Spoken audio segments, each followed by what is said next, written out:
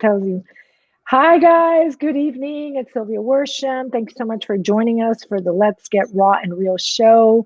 I'm so excited to have Carmen on board with me. Carmen, as you know, is founder for Doggies for Dementia, 501c3 organization.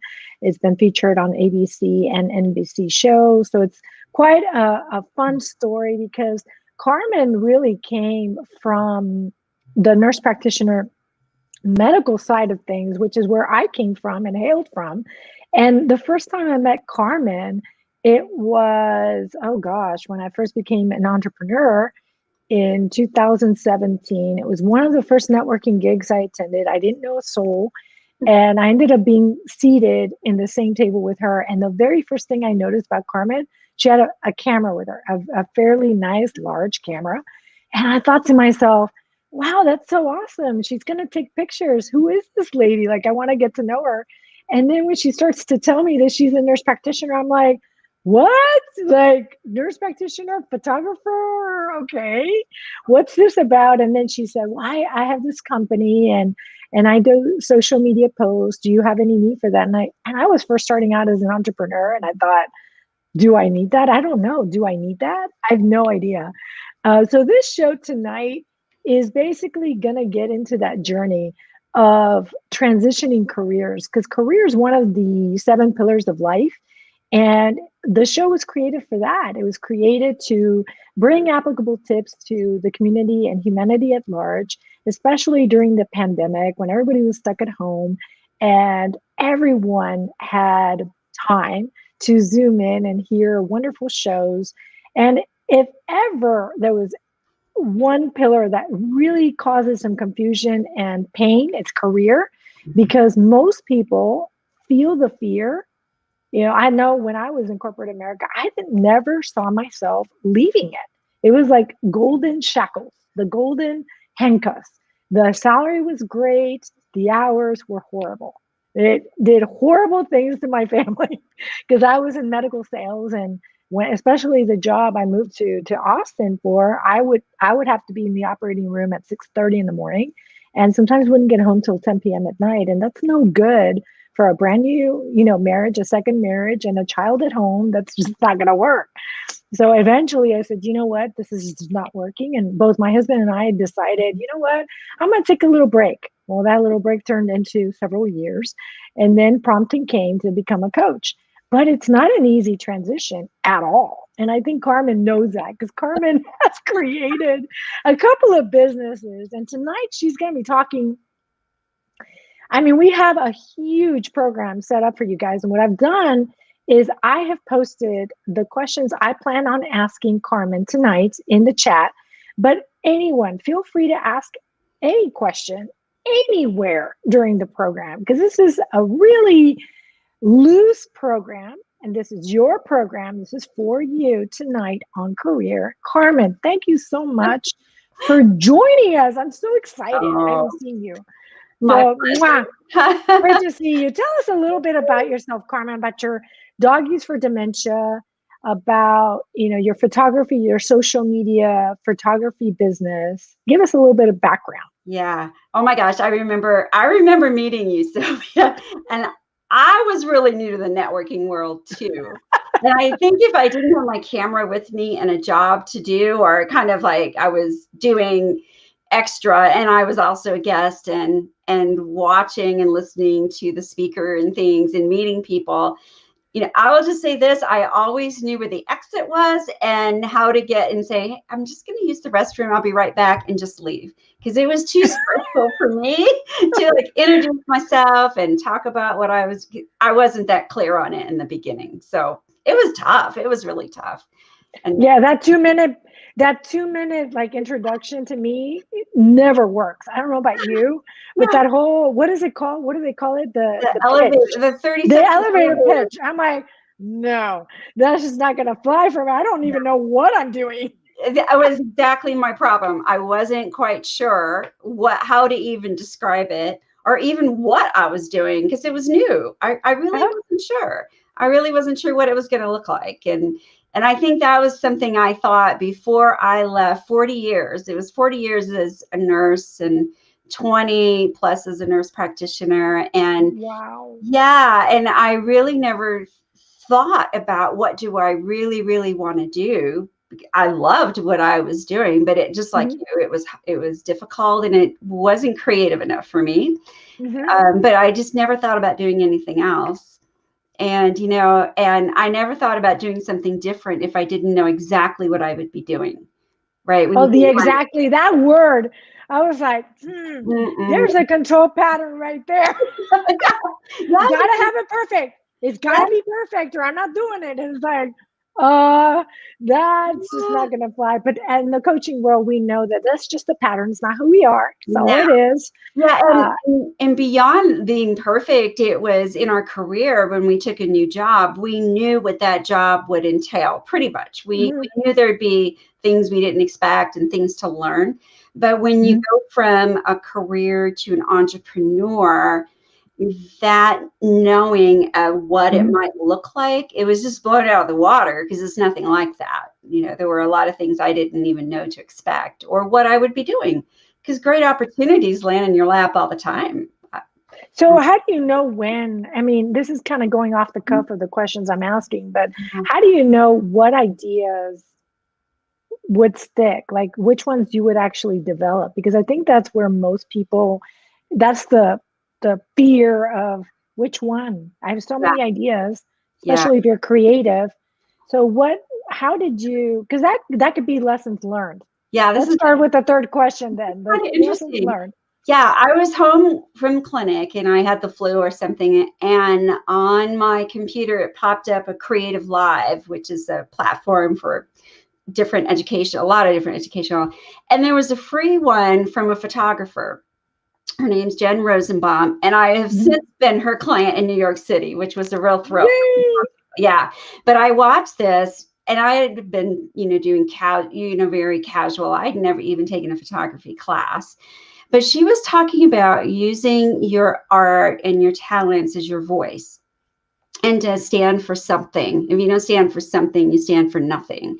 And I'm listening and I'm watching and I was so interested in learning and practicing but those words stuck in my head. I thought, yeah, but how would I do that? And it wasn't long at all. Like maybe 2 weeks later, I was in clinic and a family came in and was a younger onset Alzheimer's. So she was probably in her early 50s. And with her husband, and it wasn't even time for their usual appointment and come in because she wanted to shop for hospice so that when her husband felt the need that hospice was important for her, which would have been years down the road, she didn't want him to do that alone. And it was just such a profound experience and it was really tearful. And she said, I know you're not going to want to do this. You're not going to. And I'm like, sure. And I just got my cell phone and I called and got him an appointment and just said, of course, that's all right. And I just remember it was like an epiphany. It's like, you really need to share these stories. Someone needs to share these stories. And families weren't in the position to, at the time, it's crisis time for them. But I thought, yeah, I think the world would be a lot kinder and more compassionate place if we knew what was going on for some people, our neighbors, maybe. And that was the first step. And I remember thinking, I'm going to write a book. And I can't imagine, yeah, really, I've never written anything but a few professional papers. Yeah, and I have to have portraits because I can't imagine telling a story without photos. And I've never even taken a photography class. But I just, yeah, it's crazy, right?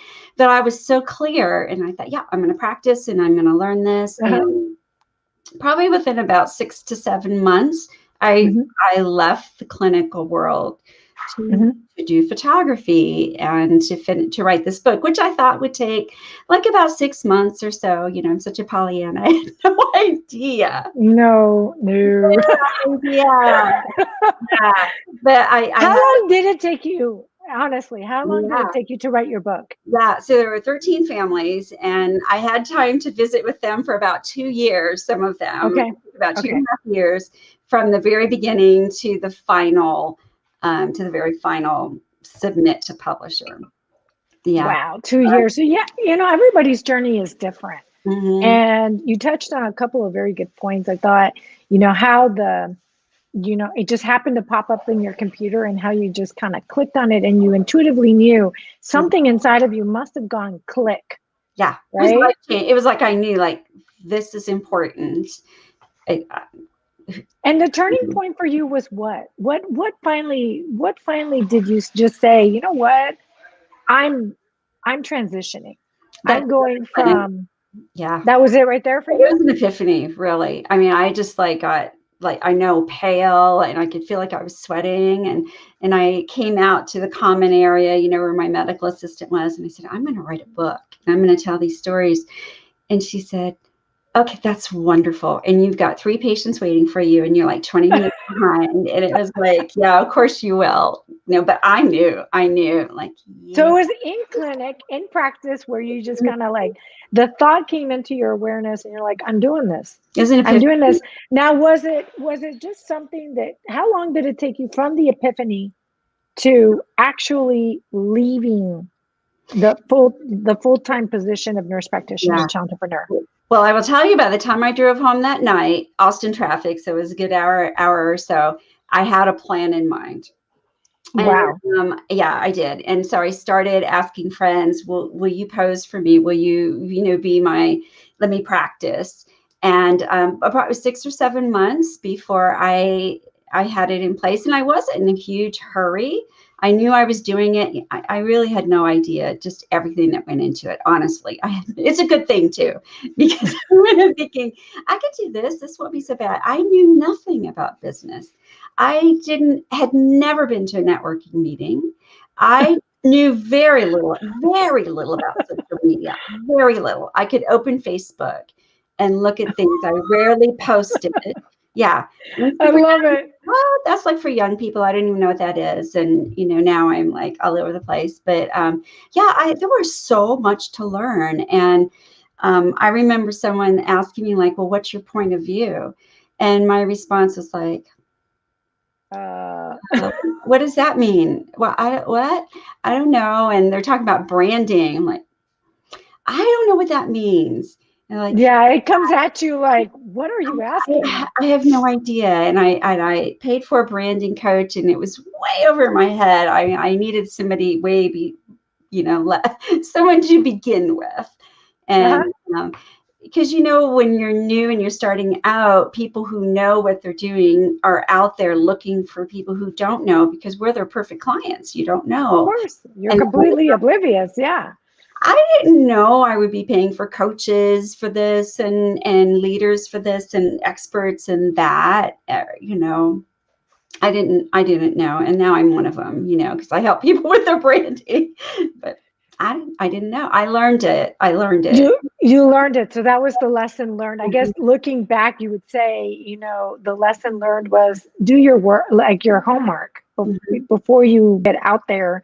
Kind of do your homework, kind of ask questions, or just step in there and build your wings on the way down. What's the lesson? There's 2 sides. Okay. One says, if I had known all that, I'm not sure I would have thought, let me leave this steady career that I really enjoyed and I was good at, to go into something where I'm going to have these amazingly, terribly long hours every day and feel like I just, the more I learn, the more I realize I need to learn. So 5 years, it's been 5 years that I feel like, I've got to handle, and I'm still learning. And then there's the other side that says, no, I was so passionate about my dream. And the dream from the book went on to Doggies for Dementia, because I realized what it was like photographing people with their dogs, especially the Alzheimer's. And that was the way to get the message out, and it grew. I think it's just really hard to know in the beginning what it's going to look like. And I think for most of us, at least for me, I now leave the how up to God. I don't try to think about it, because if I do go into that mode, it's analysis paralysis for me. And so I've now said, you know what? You put this thought in my mind. You've put this intuitive, prompting to act. Okay, I'm going to act, and I have faith that you will guide me. Yeah. You'll guide those steps. And the more steps I take, the more clear it gets. And at least for me, that's how it occurred. And had I known branding, because my very first networking meeting, I didn't have cards. You know, I had gotten so used to having cards from Pfizer. You know, they printed up our cards. I had no idea what title was I going to put on there. I had no clue. I was like, who am I? Yeah. Yeah. And I think that's part of like the journey of determining, you know, because you start in one place. That doesn't mean you end up there. No. And at all. Yeah. And I don't think I fully grasped the enjoy the journey part till about a year because it's so overwhelming with things to learn. And I'm also very social. And then I found myself in my office by myself all day, which I didn't realize was a part of being an entrepreneur, if you were a solopreneur for sure. So there were things I didn't know, and how to plan the day to be sure there's time to take care of myself and make sure I eat, and the hours, you know, yeah, I could sleep till 10, but you know, to have some kind of a schedule, you know, to do. And I'm most creative late at night, even midnight and beyond. So I'm like, well, what do my hours need to look like? And yeah, I don't think I could comfortably let go of the reins for about a year, because I was planning. I'm like, okay, I need to learn this for sure, you know. And I didn't even have a good way to keep track of passwords, and you know how many pages of passwords there are with all the apps and the things to use. Or I didn't know those things cost money. I'm like, what? I have to pay for that? Yep. And all the things that just pop up. Oh, I need a webpage. Okay. And I need pictures. Yeah. Well, yeah, I kind of need headshots, don't I? And how am I going to start promoting? And it's that fearful state, but I think there's also a joyful state of this where you do get to express your creative side. And this is what you talked about, where the nurse practitioner side of it had everything else but the creative side that your body and your soul was craving to apply. And I think that's where you started. The creative pull, and you acted and you learned along the way. And I think most entrepreneurs can honestly say that. But let's get to the nitty gritty. What I want to say one other thing, though. I want to say sure. So when I'm talking about those first kind of traumatic years and things, there was so much joy in that, knowing I was right where I needed to be. I never stopped to think that I wasn't doing exactly what I needed to do, because I was working with families and I'm sharing their stories, and it was so fulfilling, and the feedback was so great. I'm like, yeah, this is tough. This is okay, but that's okay, because this is really fun. So that's awesome. No, you know, this is the part where most people miss. They get so caught up in the what do I have to do? What do I have to do? And then the joy kind of goes out the door. Yeah. And and the journey is about the joy. Yeah. It's about finding your way through the mazes and the waves, because most entrepreneurs, and I think most of us can agree, at least I'm a solopreneur, the waves you go through. You have these waves of like activity, and then you have these things that, and it's during those quiet moments that you can catch up on reading about branding and all the different sectors that you're not as comfortable in, and filling it with those, at least for me, filling it with those activities. Now, in my case, it's the balance right now with kids. Oh yeah. And virtual learning. And for me, the writing of the book occurred at 5 o'clock in the morning. This is the only time I'm being pulled in like 150 different directions. Yeah. And I can actually focus. So I'm the opposite of you. You're a night owl. I'm an early riser. Yeah. It works for me. Yeah. What do you think are applicable tips you can provide the audience on how best to transition? I mean, give us something that they can apply today. Say they've been thinking and they have the thoughts, much like you had your epiphany, or in my case, the prompting to act. What would you suggest? Yeah. There is just like a plethora of information out there. So find things to do a little bit of research on, like listen to us, right? So we're talking about what it's like in the beginning. So you have a little preparation. There's going to be some getting used to it. And what is that all about? Trying to have a schedule as an entrepreneur and taking care of yourself, which is oftentimes not done by when we're working all the time. We're finding a balance, with the podcast and with everything on YouTube, the blogs, there's a lot, and just pinpoint the top things that you have questions about. And believe me, when you read a blog, it'll just show you that you have other questions. And so that one blog can lead to, is like a rabbit hole, right? And then really focus on that which is important at the time, because there's a lot of stuff. What's important. I found myself that was the problem, because there is a lot. And I would get into like, oh my gosh, I'm just learning about macro photography, which I love. It's like with the bugs and the flowers and something really itty bitty, blow it up. And I thought, now, does that really help my portrait work? No. Well, no. No. The creative side. Okay. But that was my creative outlet. I would just take a break, go in the backyard. Like today, I just went and I found some beautiful ladybugs, and I was just out there communing with the ladybugs.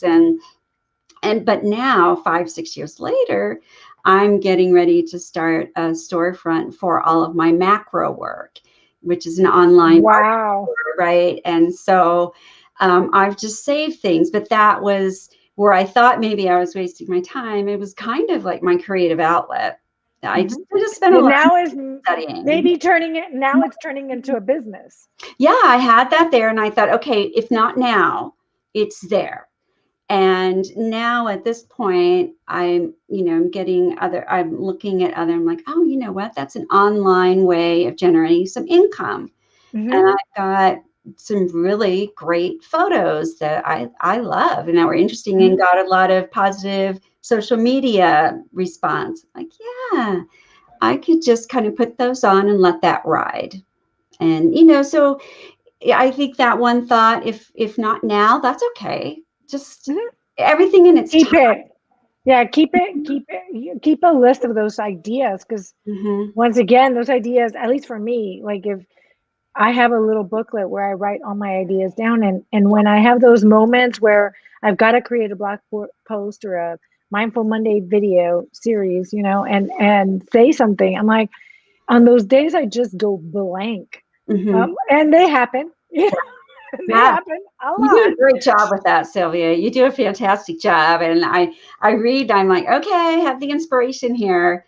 Because I have two businesses, which is just nuts when I think about it.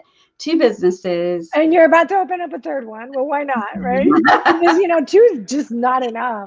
So maybe. No, it's like 62. Let's see. I don't know. I think I could do one more thing. And it's already there, though. It's getting started and, So it's going to be online, or you said storefront? Online. Storefront, online. Okay.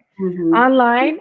And so the applicable tip then is, never say never. Never say this creative outlet can't turn into a business. Right. It can sometimes develop.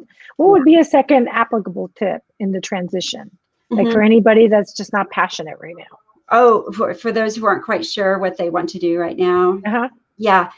Be really open-minded. Talk to people, watch, and then when you feel, for me, it's goosebumps. I'll get goosebumps when I'm around something that's really, it's like profound, like I'm on the right track. I'll just know it.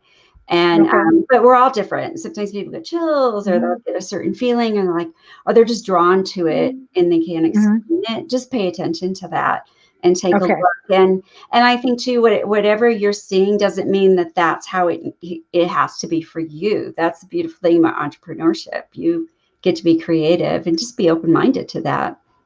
And one of the things that I know I've learned that kind of is in alignment with what you're saying is keep testing it out, because sometimes that's what social media is really good for, is to test some of these ideas out. I know I've been writing portions of my book and testing out what is resonating with audiences. Right. And so for those that are doing creation of content or social media, where to start, I just say, start with what you know.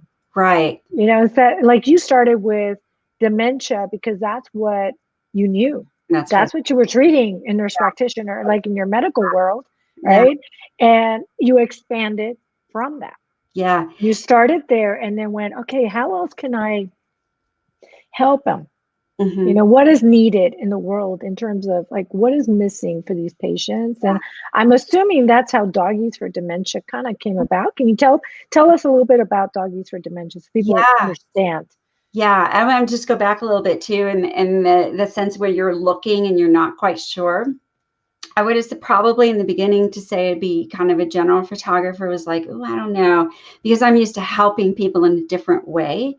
Mm-hmm. However, the work that I've created as an entrepreneur is very healing work. And I say now I heal with a camera. It's just different. Mm-hmm. So there's a lot there. Things it's like the hard nose, really. You just Mm-hmm. kind of review things first before you're ready to close it off, which is kind of how Doggies for Dementia came about. So the book, and I'm thinking, all right, I wrote this book, that'll just be great.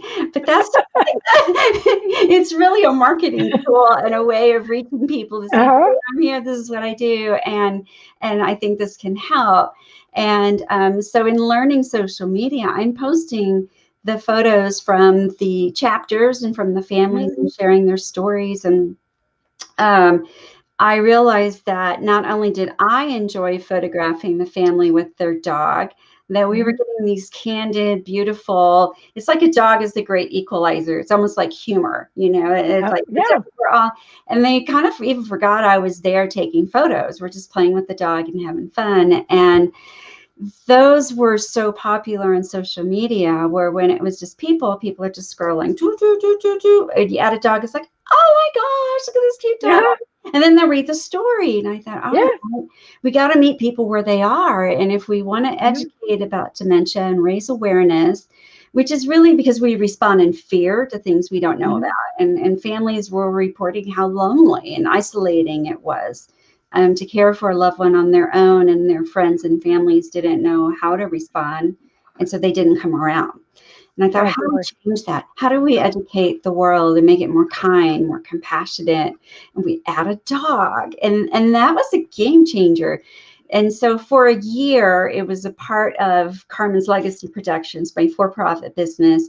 And I just didn't charge families. I funded it myself, part of the business. And I made sure that we did these beautiful photos and shared their stories. And it just looked like a nonprofit. People were saying this needs to be a nonprofit.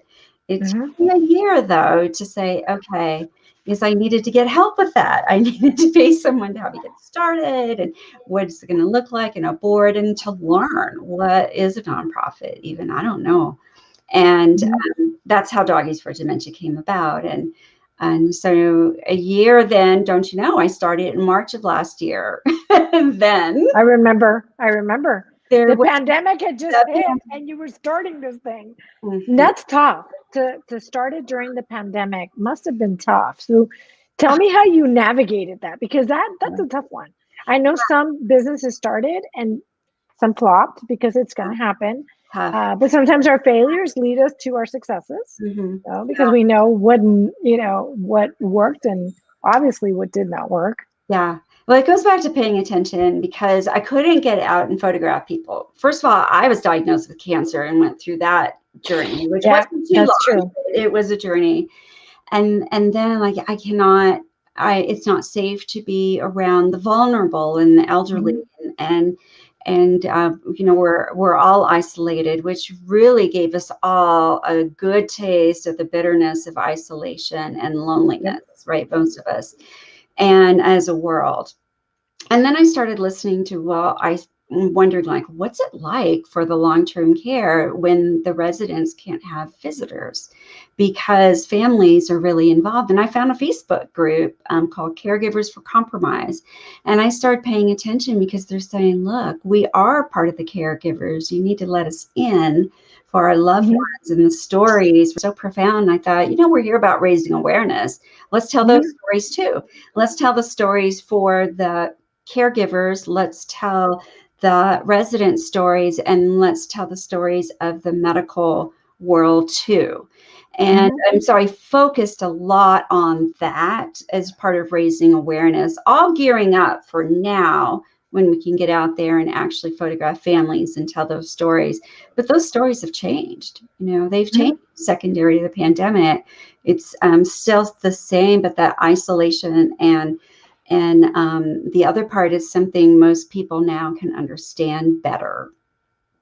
And I love what you did at the beginning. I know you brought me on board to talk about caregivers' role since my mother became a full-time caregiver. And in recent weeks, I mean, it's been interesting because he got sick again. His tumor reappeared, and he got radiation in Florida. So during pandemic season, flies to Florida.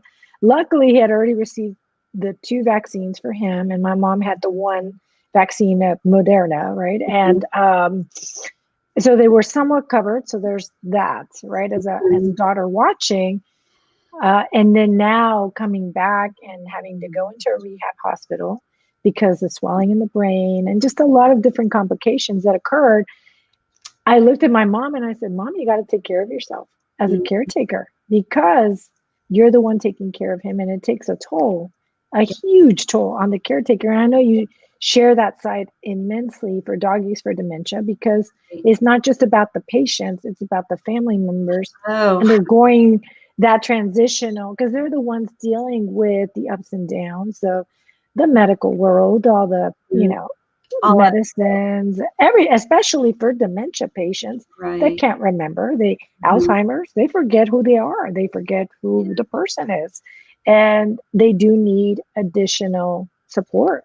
I know my parents now have additional support because my mom's in her 80s and she can't physically carry him if he falls, and that's a big concern with balance issues and brain tumor issues and all that. So, so it's been an interesting couple of weeks. I can totally relate. I remember you telling me about your cancer and that transition in itself and how isolation played a role. Yeah. Huge, horrible role. But I love, this is what I love about this whole conversation is I love how you fulfill the need. And it seems like you've been doing this. It's been your strategy from the get-go of like, what is the need? What is not being fulfilled? How can I help humanity? And that's the one thing I love about you, Carmen, is your big heart. Is your big heart to give and to really help people. And that translates in your joy for your work and your passion. And when you're passionate, it just doesn't even seem like work, because it's just what you love doing. And it shows in your work. When you took my social media pictures last year, like before the pandemic hit, this woman took me out and I needed new headshots, and it was like, and then she took those headshots and did social media magic. Please explain what that is for the audience, because that's another business, that's another model you've done. Do tell me about that. Yes, I want to say first, I'm so sorry for what your family is experiencing and for your dad, because I know how difficult. Oh, we have a visitor. Hi. We have a visitor. Can you say hi? Because we're on live. Can you say hi? Can you say hi? No? Okay, you're on live. Like live TV. All right. That's so cute. That is the world of a mother, of a wife, of everything, right? So yeah. We're alive. I have my dogs. I the vision of the book and then Doggies for Dementia, what happened is I needed to learn to show up on social media. Social media is it's the marketing. I don't know how a business can really get out there. And the goal of Doggies for Dementia was to go viral, was to go international. And I've done podcasts and radio interviews in UK and all around. And so I can say, we've gone international and we're getting ready to do shoots all over. And but the social media piece, like, what do I know about that? And I realized that even with the beautiful photos of portraits, not even Doggies for Dementia, but other portraits, the ones that I was in were the ones that were most popular. And it stunned me. I'm like, what the heck? And I think it was at one of those networking meetings. You may have been sitting there. There were like 3 people. And I said, I don't know what it is, but I've noticed the ones with me in it, which was terribly intimidating for me to show up that much on social media, were the most popular. I'm almost positive you were there. There were 3 of you, and you're kind of, should we tell her? I don't know. Should we tell her? I'm like, yeah, your photos are beautiful, but we really love seeing what you're doing and what's happening kind of behind the scenes and what's happening with you, which is really just a continuation, that connectedness between all of us, right? And true, yeah. And when you're doing business, you if you are the face of your business, you do have to show up. And that's a hard thing. So I thought, well, what can I do to help business owners show up? Because I learned myself, and now I'm doing a series of self-portraits showing the variety of ways you can show up on your own or even with your phone and things. And so social media magic was I take the images that are kind of the, I don't want to say they're average, because yours were really great. They're fun. Yeah, so we had fun. We had 2 hours of like having a blast. And just doing crazy things, which I love working with you because you make it fun to have pictures taken. When do people have fun posing for hours? No one ever had. I never had until here. And then the very first session where I had to throw up rubber bands in the air and had to get it perfect, like the hands had to be perfect. How many takes? I can't remember. But it was so much fun because Yoshi was there, your dog, and my son was there, like, you know, petting Yoshi or Sparky. Somebody was there because I just remember, how fun is this? And it just flew by. And who doesn't want to be with a photographer that not only is joyful to be around, but makes it fun and enjoyable to pose for? I don't know how many pictures we took. I'm feeling like, wow, I feel great, right? It's like, it's like queen for the day kind of, and or king, as the case may be. Yeah, and it's how to show up and how to. I mean, you're doing it now. You're live. I'm live. You're live. Yeah, and here we are. And and that took me a while to get comfortable showing myself, and the line between personal and professional, you know, that was completely new for me too, because I didn't do anything like that in the medical world. Like my patients came to me, or I made calls, but I wasn't doing anything other than just treating people really well. And but I don't know which came first, nursing or just my way, but I've have that intuitive, like, what do people need? Where's the gap here? And where are my talents that I can fill that in? And then the YouTube channel for Doggies for Dementia, the additional one, the experts dig in with Doggies for Dementia, that you were a guest on. Thank you. It was great. That was my way of filling in the education piece and letting care partners and caregivers learn a little bit, and people who don't know about dementia, a little bit inside on that also. So it's support for the families and for help the public to learn, because what we fear, we run from. And I think if there's less fear, there's more kindness, there's more compassion, and there's more love. And when there's fear, you can't have that. You literally back away. And who doesn't need more love in this world? I mean, really, if the pandemic brought out anything in us, of all the lessons we learned, it was that life is precious. Life is like, and you learned it, I learned it through my parents' like ordeal of like, hurry up and get this done, because your time is precious and your energy is precious. That's right. And I totally get what you were talking about, the social media getting out there. I wasn't comfortable with it. I don't know if you know this, but video and no. That was not something. When you met me, I didn't know how to do video. And I would do 25 takes for the Focus Friday videos. I do it on a camera. That was so stressful. And then finally, somewhere last year, I was working with the Write My Book boot camp with Joyce Glass. And one of the guys that was helping her, Keith, was like, just go live. Why are you stressing? Just go live. And I'm like, live, go. Yeah. Like, live, go.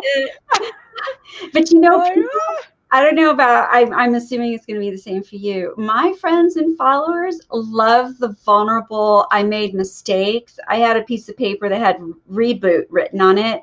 And when I would get, or take you to go off on a tangent, I'm like, hold on. And I would just hold up the reboot. And I have different sound effects and pom-poms and fun things. And if I make a mistake, it's okay, because that's human. And I'll laugh at myself a lot, sometimes too much. And then, but I think that's what makes us endearing to those people who are interested in working with us. And I think life is way too short not to have fun. And a photo for me is fun. It's a lot of fun, and I get to know people. And it's. You hit on a point earlier that I want to expand on, because I think that this is where most entrepreneurs struggle, is the selling of themselves. When they're used to selling a product that's already established, at least for me, this was what was tough. I sold Pfizer products. Pfizer was well-established company. They've been around forever. Their reputation was solid. I did my job well. And then you step out and you don't know what you don't know, and you learn on the fly, right? You build your wings on the way down, and you've got to be relatable, or people won't buy from you. They won't buy your services if they can't relate to you. Right. And to relate to you, you gotta like peel back layers of yourself. And if you're not used to doing that, because at least I wasn't, well, I was to some degree, because I learned that way back when, at the beginning of my sales career. Because in sales, you gotta do that, or nobody trusts you, nobody likes you, nobody respects you, thus nobody buys from you. Right. Sales 101, right? So being from the sales world, I understood that. But even as an entrepreneur, that was a tough transition, because it's now getting out there and like, oh gosh, like here I go. Yeah. Well, a couple of things about that. I'm as a nurse practitioner in the clinic, I wore a white coat, over my clothes, sometimes not even, but so that was like almost like a coat of armor, except for I always showed up as me. And so if I felt tears come to my eyes, that was okay. If I needed to look something up, that was okay. And I just related person to person. I learned that early on. You can tell people things till you're blue in the face, but if they can't relate to you, it's not going to happen. So like you, I learned that too. But as an entrepreneur, it was a whole new thing, because I was not confident in that role. I wasn't even sure what I was going to do yet. It wasn't until I started talking to other people who like you, like, I'm not quite sure. I'm like, yeah, me either. And we were actually honest to say, I don't know what I'm doing, but I'm learning. And to hear that even from the experts, I don't always know. That's okay. You show up with what you do know. And maybe we think like we know this little bit, but to those that are listening, it's a big bucket of information that they haven't heard. And so I thought, but it took a while. I mean, before I went live, even Sylvia, I was like sweating. I'm like, oh yeah, light's not quite right. That would be 30 minutes. I'm like, oh, I better touch up my lipstick again. There we go. That might take 10 minutes. If I didn't put a time that I was going to go live, it was like delayed and delayed and delayed. And then when I did it, it was fine. And in the beginning ones weren't so great, but nobody was listening much anyway, so it didn't matter. Or they were laughing with me. So it was okay. It was okay. I mean, I see more replays on my stuff. Maybe it's because I'm going live. Like I started on Fridays. That was a prompting I received from God, and I kind of held off on it, because once again, I didn't believe myself to be beautiful. And through the writing of the book, I knew that belief was inside of me from the years of being bullied, but it comes out in the book, and I deal with it. I work through it, it surfaces, and I let it go. I release it to, God, and be done with it. That's why the book was so therapeutic for me, right? And this is where I get kind of like you, the idea comes from God. I act on it. I don't know what I'm doing. And I start doing these videos. But at the beginning, I'm like, I'm going to do 25 takes. Oh my gosh, 25 takes? Really? Oh, you have that much time. And then wait. And then the pandemic hits, and I'm having to do these videos with 3 other people in the house that are nonstop chatter, nonstop yelling. I'm like, I need quiet so I can record. And and trying to get them to like hush, like no, I gotta do this. And they would scream and yell. I'd have to start all over again. So thus the 25 takes. And then finally the blessing of just go live. Just go live. I don't know what I'm doing. Sometimes it's stream of consciousness. I channel the information from Christ the morning of. So it's not like I create these videos a week in advance. Yeah. They get created the morning of. So the very first thing I do is I meditate and I clear my mind. And I get creative from the get-go. Oh, let me show Adriana's. Let me show Adriana's. Adriana Gonzalez Orbaños. Yes, we're having to get creative in the pandemic. Yes, we are. You know, you just get creative. You go live because, you know, if you mess up, you mess up. Oh, well, move on. You know, I think it totally left me off the hook about that and not worried about it when I thought to myself, I did in holistic nursing, you're a conduit. It's like flowing through and you take what you know and I do that with my camera. It's very intuitive. And I thought, why am I not doing that with what I'm talking about? Because I'm really talking about what I know and what people tell me, their stories. And then I just really stopped worrying about it and go with the flow, right? We go with the flow. And like my daughter walked up. It took a while. Okay. But you notice how I didn't even flinch anymore. Before that would have like caught me off guard and completely, it would have been days of like munching on it and depleting my energy. And today I'm like, you know what? It's done. She's a cute kid. People know I'm a mother. They know that because I've said it a bunch of times in my videos and I'm okay with it. I'm okay with it now. But before it was like, God is like, you got to do this because this is your sabotage. You're sabotaging yourself here. Right. And this is where you need to take it. And in my case, like he told you, Doggies for Dementia has got to go global. Right. My Let's Get Raw and Real got to go global. Got to go global. I'm like, how am I supposed to do this? I don't know too many people globally, you know, but then I start to share and whoever shares and every person has an influence over 3 people. Right. And we forget that. We forget that. Yeah. We forget, you know, and then even if it's 1 or 2 people or 50 people watching the replay, which usually happens with these shows because it's on at a time that it's a Monday night at 7. Come on, you know, we're all having dinner. Like my husband just went and, you know, helped me with giving Vivi a bath. Yeah. And off they go to sleep after this. And it is what it is. It's life. Yeah. I want to comment on 2 things. One, the preparation. I think however that is, whether you need to go for a walk or you have a kind of a routine and some preparation. I'm with you. I do a little yoga, meditation, prayer time. And I'm like, this is way bigger than just me here right now. So let's just do it, you know, and I'm not going to be the one to stop that. And and life happens. I think it's even better when it does. We learned that with Zoom, watching even newscasters that have like their dogs would come or their cat would go by, and it was just real. And wasn't that endearing, right? Because like, we're human. Or they're showing their pajama pants, you know, in a suit or something. And, you know, when my dogs carry on, I'm like, well, that's Homeland Security at its finest. Or Sparky is my chief canine officer for Doggies for Dementia. I'm like, I guess he has something to say. And it's really okay. And I'm so glad, you know, your programs are really, really great. And it's an inspiration because I don't do as many videos as I used to. I do other kinds, but not as many as the going live and talking about it. Because I now that we're back into normal, fairly normal routines, you know, I'm actually back photographing again and sharing those family stories and senior, all of that.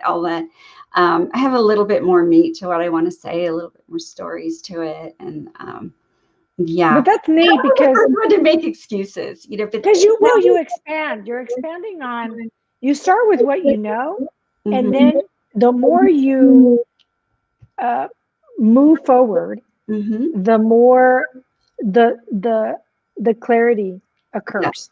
Yes. And I think most people think the timing has to be perfect for me to move forward. And I think that's the biggest self-sabotage I've seen out there. I know it was mine for many years with the book. The prompting came in 2007 after watching Eat, Pray, and Love. I had gone with girlfriends. I had gone to Dallas and we were watching Eat, Pray, and Love. And the thought came from God, write the book from your perspective, and I was starting the process of like my first marriage was on the rocks. And it was kind of like, he's like, you got to do your version of Eat, Pray, and Love. And if you look at Eat, Pray, and Love, it talks about transitions. Right. How she transitioned from divorce. I was going through On the Rocks and eventually divorce. But I didn't know where to start. And I think that was the biggest sabotage for me is just start. Just purge it. Yeah. Just start there. Don't even like overthinking things. I think for me, like stop me. That's what stopped me from the videos for a long time. And until I just said, you know what? I'm just going to go with the flow. And I'm going to see where this takes me. And the more I do that, the more the answers come. I don't know if the same thing happens for you. Yeah. But this is how it kind of works for me. Yeah. I have it written. The perfect time is now. The time is now. And if not you, then who? Things like that. Little, they're just little kind of affirmations, affirmations. And the power of affirmations, as trite as it may sound, can really be a game changer. And for those entrepreneurs out there, here's the thing, when the people are looking for you out there, they're going to look to see first if you're a legitimate business by seeing if you are on social media. If you're not on social media, they're not, for the most part, aren't going to really think that you are totally legit. Next thing is they're going to look who else is out there on social media and compare. And they're going to look to see, especially for work like ours, right? Well, you want to really trust because it's an intimate thing. And photography, I'm pointing a camera at them and they're counting on me, trusting that I am going to help them to show up like they want to. And it's a compassionate work. Well, the more that they see my personality and who I am, they get to choose then what photographer is the best fit for them. And they may look at website, but a lot of that will be later after social media, especially videos and things. Same thing for coaches. You know that. If you're going to pick someone to, guide you, you want to be sure it's a good fit. Yeah, it's for me, it's a good fit when the values align, and our values align. That's step one for me, and I've learned that the hard way. Because when you first start out, you don't know what you don't know, and you start getting information, and if you get that feeling intuitive that they're not your person, please listen to that intuitive voice. Because there's a reason why it's popping up into your awareness. And when you act on it, no matter because you're afraid or whatever, then you made the wrong decision. If you act on it and you're peaceful about it, you made the right decision. Because I don't know about you, when I act on something I am meant to act on and I leave the how up to God, it's peace. It's peaceful. And the strength comes out of nowhere. And yet it's there. And the transition happens, and it happens courageously, and it happens with joy, because once again, we enjoy the journey. Once you align to the values, like I aligned with you, it was also enjoying the moments. Do I enjoy myself with this person? Like, do I have a joyful time? How do you leave me feeling at the end of each session? And if it feels good, I'm going to continue giving you business. In fact, after my second vaccine, which will happen this week, I'm like, yes, my second vaccine. Then I feel more comfortable being around the most vulnerable, because I know you're in remission now. but Yeah. still, and remission still means vulnerable for you in that Right. category. So I want to be careful with you, Mm. and because I love you and I don't want anything bad to happen to you, you know? But Yeah. I do want some new portraits because I'm changing. Mhm. Now I'm going to Turning Points Coach, and it happened during the pandemic. Yeah.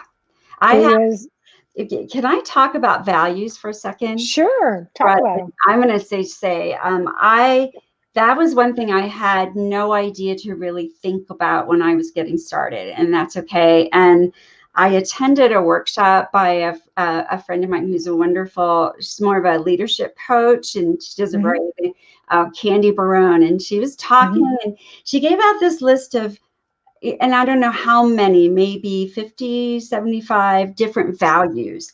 And she said, so pick your top 3. And I'm like, yeah, all of these are great. All of these are important. Integrity and da da da. There wasn't any that didn't fit, because which ones really fit? Which ones are most important? And I really had to ponder on that and meditate on it, because these were going to be the 3 values as the foundation for my business. And the importance of that, as you said, is it really needs to be like numero uno right there, the values. And what I came to were compassion, courage, and inspiration. That my work would be compassionate for all, and that I know it takes courage to show up, and it takes courage for me to show up, and there would be courage there. And that we are all inspiring one another. And I wanted to do inspiring work too. And so when Doggies for Dementia was formed, I developed 13 full sentence values. And before every board meeting, we call it an executive growth team, we begin with our values. And with every post, every video, which really kind of sets you free too, anything that goes out there, I make sure that it's in alignment with my values. And I make that really clear. We're a values-based organization. And I think without that, it's easy to flounder. Things come about, and you're wondering, how do I handle this? And what do I do? If you have your values to resort to, you're ahead of the game. Be clear. Yeah, you got to get clear on what your values are. Yeah. Real And clear. for me, the number one, and it just pops into my awareness, integrity. Because as a coach, I have seen so many coaches enable the patterns of their clients just to keep them paying them services. And I am essentially working myself out of a job. And anybody who's worked with me knows that about me. Yeah. Because I will coach you how to fish, not do the fishing for you. I will coach you how to do that so you can get yourself unstuck. You know, get yourself out of the rut that you're in, because I'm going to show you what that looks like for you. We're going to get to the root of the issue. But I've encountered so many coaches, and even today on social media, of all things, it was interacting with another coach on what was the most important thing for coaches to, like, what was the most important value for coaches. And I'm like, integrity, integrity for me. And that's my number one. And it's doing it, doing the right thing, no matter how hard it is, you know. And I've had those tough conversations with clients of, I think it's ready. I think you're ready to fly. And they're like, no, no, no, no. And that fear shows up. I'm like, I've seen you fly. You do beautiful. And I think you're ready, you know? Which is another really good point for entrepreneurs. What you just said, it is coaching. And there are a lot of different coaches, a lot of different things that they coach. And I didn't understand in the beginning that the coach that I begin with is not the coach that I'm going to have along the way, because you have different needs. And I always want to be almost like the one with the least knowledge in the room. I'm always looking to, because if I'm the top student, I'm not getting things from others or from my coach. You've got to keep reaching and reaching, which means you'll need to switch it up some. And I love your curiosity. I love the curiosity that you engage with, because curiosity is important when you become an entrepreneur. to Yeah. stay curious, to ask questions, to get into the mud if that's what it takes, you know, to learn about new things. And I'm with you. I'm always in a room full of more intelligent people than me. Yeah. And to have the humility to step in there and say, you know, and humility is a big one for me too. Like to have humility and empowerment, because that's a lot of what I do is it's hard to work with people that think they know it all, you know, and that you can't coach, that they're not coachable. It's very difficult. And so that's a must for me. It's like, you got to be willing and allow me to step in there and ask you the hard questions, as uncomfortable as it is, because we're peeling back layers that you've been putting on for years, you know, and your mind's comfortable. It's in a comfortable place. I got to get you uncomfortable. Yeah. You know, without that, yeah, exactly. And without being uncomfortable, there's really not a lot of growth. If it's all in your comfort zone all the time, you're just staying in that one lane and not growing. And you're going real slow too. And that's the other thing, is just jump in there, stretch, you know, stretch, and whatever stretch means for you. Yeah. For me, it meant going on video. That was a big stretch, huge. And then live was even, like I hyperventilated the very first Let's Get Raw and Real. I was like, I can't do this. I don't know what I'm doing. And yet, you know, it happened and it went really good. Most people would never know that. I never thought myself to be a beautiful woman. So I was never on camera or video. It just made me super self-conscious. And I think most people would be like, what? And I'm like, it's called limiting beliefs. Heard of them? That's what we do in coaching. About 80% of people I photograph, they will begin with, this is what I don't like and I don't want to see. And I'm not photogenic. I hear that a lot. I take terrible pictures. I don't like how I look in pictures. And well, good luck to you, Carmen, because I'm not going to like it. I thought, okay. You know, I'm like, well, you know what? I've heard that a lot of times. This is what people say, but let's just have fun and let's just and I use those 3 words. I use the 3 words and I say, what 3 words do you want people to think or to feel? I asked you those too. When you take your what do you want people, when people look at your picture? And like, now your job then is to think on those as we're going through. So as you're smiling and engaging with me and we're having some fun with that, those are your key. That's your anchor right there to keep you. And it does show through. You can tell. If your 3 words are, I'm freaking nervous, I don't feel pretty, and my arms are really fat, so do not get my arms in the picture, then that's what is like, okay, it's not gonna look, it's not you. I just had fun. I had fun on the last one, and I look forward to the next one, because I actually want to get a dog. I mean, we had such a hard time last year with Daisy, but we opened up our hearts again, and we do want to rescue a dog, a puppy. So we would prefer a puppy because we want it to last a while. You know, beyond 6 months, preferably. You know, and but I, you know, if you know of a puppy or a dog, I'd love to know more, because we're ready. We're so ready to have another dog again. Yeah. And I've like so appreciated your time here. I saw some people commented, but not really questions. Yeah. We're right on the hour, and I know we're both busy. You've got Yoshi and Stuart and Sparky back to, and I've got a family to get back to. If you guys have any questions, put it in the chat. We'll get to it as soon as we can. Any concluding comments, Carmen, that you'd like to say to the audience? Now, well, I think let go of the fear. Love yourself enough to let go of the fear and take the steps necessary. And there are a lot of steps. Begin where you're at, and don't compare your beginning to someone else's middle or finale. You're where you're at. And that was probably one of the best things that ever happened when I talked to you and I didn't really know you. I'm like, I don't know what I'm doing here. And you're like, me either. I'm like, oh, that was the best. Yes, that was so awesome. I was like, I don't feel like a fish out of water. Right. So, and I looked around, how many faces looked just as petrified as we did. and there were plenty. So there you go. Yeah, and if you get tongue-tied, you just keep tangoing on. It doesn't matter.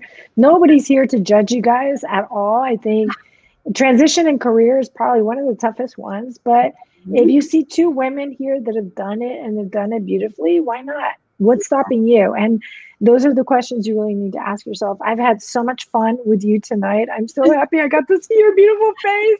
If I could just reach over and give you a hug, it would be great. Soon. I've had my two. That would seal the deal for me. I know with Jennifer Ewing, you and I need to go out for tea or scones or whatever it is, because we really need to hang for a while. It's been too long. And I've just so enjoyed having you. Thank you so much for your time today. For those, listening on replay, you've got so much wisdom here on this call, so many pearls for those, stuck in a rut, maybe not as passionate in their role. Start where you're at. Start with what you know and expand from there, and listen to your inner voice, because you've got a lot of wisdom and all the answers you're seeking are inside of you. Be brave, be courageous. You got nothing to lose and everything to gain. Have a wonderful evening, guys. Thank you for being on Let's Get Raw and Real. And till next month, when we full circle back to finance, and we'll have a good show for you there. Have a wonderful week. Stay safe. Love y'all. Bye now.